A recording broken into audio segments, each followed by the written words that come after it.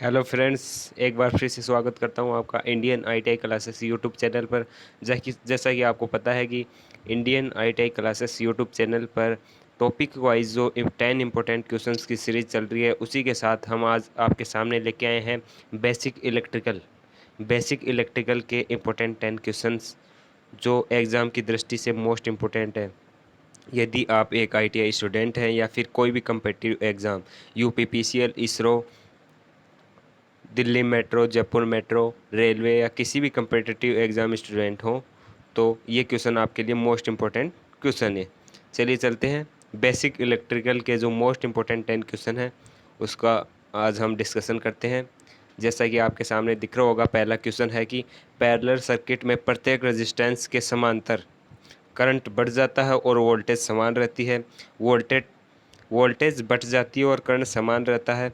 दोनों बांट जाते हैं और दोनों समान रहते हैं। यदि मैं बात करूं इसके राइट आंसर की, तो इसका राइट जो आंसर होगा वो होगा करंट बढ़ जाता है और वोल्टेज समान रहती है। जो पैरेलल सर्किट होते हैं उसमें करंट बढ़ जाता है और वोल्टेज समान होती है। चलिए समझते हैं इसके फुल कॉन्सेप्ट को। कॉन्सेप्ट की अगर मैं बात करूं तो पैरेलल सर्किट, रेजिस्टेंस का पैरेलल सर्किट आपने देखा होगा। जो रेजिस्टेंस का पैरेलल सर्किट होता है वो इस प्रकार होता है, जिसमें प्रतिरोध समांतर क्रम में जुड़े होते हैं।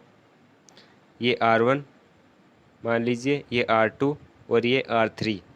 यदि मैं बात करूँ इसके करंट की, तो जो पैरेलल जो सर्किट होता है उसमें धारा I जैसे यहाँ से तीन भागों में बट गई, I1, I2 और I3। अगर हम बात करें विभवांतर की, तो विभवांतर इन तीनों में समान रहता है, V।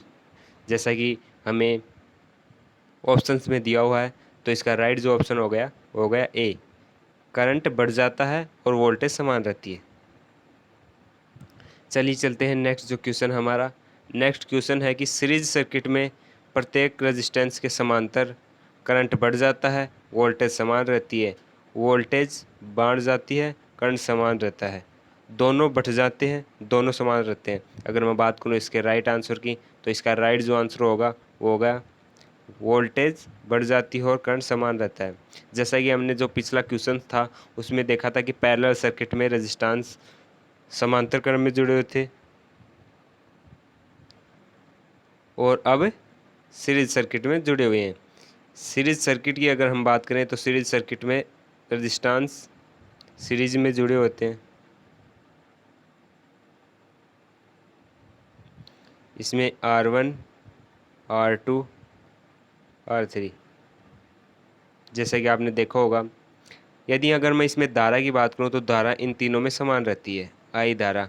लेकिन इस रेजिस्टेंस में विभव का मान यूज होने के कारण इसमें V1, फिर V2 और V3, यानी जो विभव का मान है वो तीनों में अलग रहता है। तो इसका राइट जो आंसर हो गया वो हो गया वोल्टेज बढ़ जाती है और करंट समान रहता है। चलिए चलते हैं नेक्स्ट जो क्वेश्चन हमारा, कि रेजिस्टेंस की इकाई। यदि हम बात करें रेजिस्टेंस की इकाई की, तो रेजिस्टेंस की इकाई आप सभी को पता है कि रेजिस्टेंस की जो इकाई होती है वो होती है ओम। इसका राइट आंसर हो गया ओम। यदि मैं बात करूँ, नीचे जो हमारे तीनों ऑप्शन दिए हुए हैं, मोह है, महो है, महो का अगर हम बात करें ओम, ओम का उल्टा क्या होता है? ओम का होता है प्रतिरोध का मात्रक ओम। यदि हम बात करें प्रतिरोध के विलोम की, तो इसका विलोम होता है चालकता। तो चालकता का मात्रक हो गया महो। यदि मैं बात करूं हेनरी की, तो हेनरी होता है प्रेरकत्व, प्रेरकत्व का मात्रक। यदि हम बात करें कूलाम की, तो कूलाम आप सभी को पता है, कूलाम आवेश का मात्रक होता है।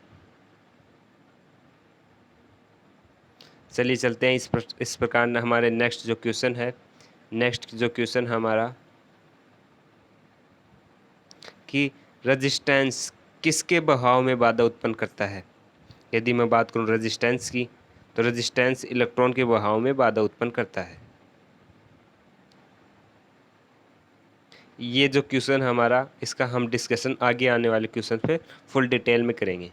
चलिए चलते हैं नेक्स्ट जो क्वेश्चन, इसी पे बेस एक और क्वेश्चन हमारा, कंडक्टेंस का विलोमानुपाती है। यदि मैं बात करूं कंडक्टेंस, कंडक्टेंस का हिंदी में आपको अर्थ पता होता है कि चालकता होती है।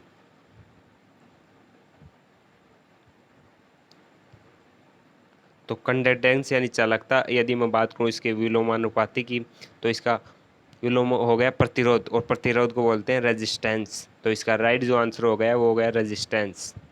कंडक्टेंस का विलोमानुपाती रेजिस्टेंस। चलिए चलते हैं नेक्स्ट जो क्वेश्चन हमारा, किसी पदार्थ का रेजिस्टेंस तापमान परिवर्तन होने पर प्रभावित होता है, तापमान परिवर्तित होने पर अप्रभावित होता है, तापमान परिवर्तन होने पर कोई प्रतिरोध नागी रहता, तापमान परिवर्तन होने पर अधिकतम प्रतिरोध पैदा करता है। यदि मैं बात करूं इसके राइट जो आंसर की, तो इसका राइट आंसर होगा तापमान परिवर्तन होने पर प्रभावित होता है। यदि हम बात करें प्रतिरोध की, तो प्रतिरोध जो होता है वो तापमान परिवर्तन होने पर प्रभावित होता है। यदि हम बात करें धातु में, तो धातु में प्रतिरोध समानुपाती तापमान, यानी तापमान बढ़ाने पर प्रतिरोध भी बढ़ता है। यदि ये धातुओं का है। यदि हम बात करें अर्धचालक, चालक में तापमान बढ़ने पर प्रतिरोध बढ़ता है, लेकिन हम अर्धचालक की बात करें तो अर्धचालक में तापमान बढ़ने पर प्रतिरोध घटता है। इस प्रकार इसका राइट जो आंसर हो गया वो हो गया तापमान परिवर्तन होने पर प्रभावित होता है। चलिए चलते हैं नेक्स्ट जो क्वेश्चन। नेक्स्ट हमारा क्वेश्चन है कि तापमान बढ़ने पर कार्बन में रेजिस्टेंस कम होता है, रेजिस्टेंस बढ़ता है, रेजिस्टेंस पर कोई प्रभाव नहीं पड़ता, रेजिस्टेंस कभी कम होता है और कभी बढ़ता है। अगर हम बात करें इसके राइट आंसर की, तो इसका राइट जो आंसर होगा वो होगा रेजिस्टेंस कम होता है। यदि हम बात करें कार्बन की, तो कार्बन अर्धचालक की भांति कार्य करता है। कार्बन में यदि हम तापमान बढ़ाते हैं तो रेजिस्टेंस कम होता है। इसका राइट जो आंसर हो गया वो हो गया रेजिस्टेंस कम होता है। चलिए चलते हैं नेक्स्ट जो क्वेश्चन हमारा कि शुद्ध धातुओं का रेजिस्टेंस तापमान बढ़ने पर बढ़ता है, इसलिए इसका तापमान कोफिशिएंट पॉजिटिव होता है।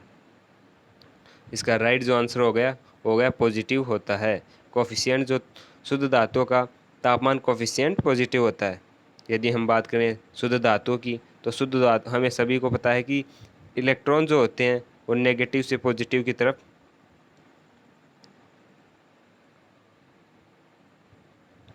गति करते हैं, जैसा कि आपको चित्र में दिख रहा होगा। इलेक्ट्रॉन